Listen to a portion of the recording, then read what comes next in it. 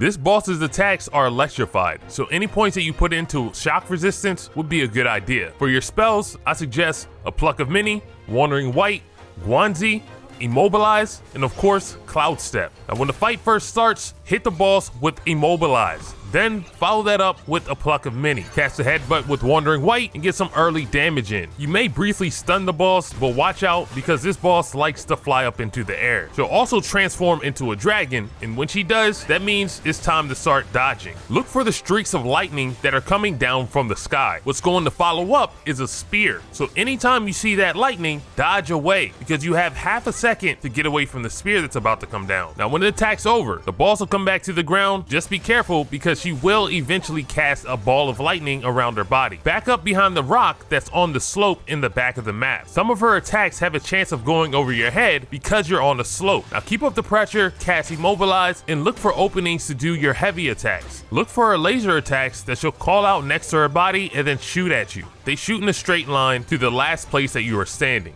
and she'll probably follow that attack up with calling multiple lightning spears down across the map. You can see this coming when her hair turns white, and this also means that she's going into her second phase. She'll be a lot more aggressive and have some melee attacks that you'll need to start looking out for. If she's about to strike you with lightning, you'll see a lightning circle surround your body. So follow that up with jumping into the air and then throwing a lightning dagger at you. You can close the distance and then start getting some hits in. If you hit the wind chime, that'll also knock down the boss. And don't forget about your transformation spell. Not only is it a good idea to use Guanzi for damage, it's a good way to dodge some of the more large and more intense attacks that this boss has. At some point in the fight, the boss may fly back up into the air, then call out multiple spears. When you see this happen, do your best to get behind the boss because the spears only go straight. What you want to look out for is the finishing attack of that combo. She'll throw a spear down that'll shatter the earth and do area damage. And like most of her attacks, when she's finished, there'll be a brief moment where you can try to get some hits in.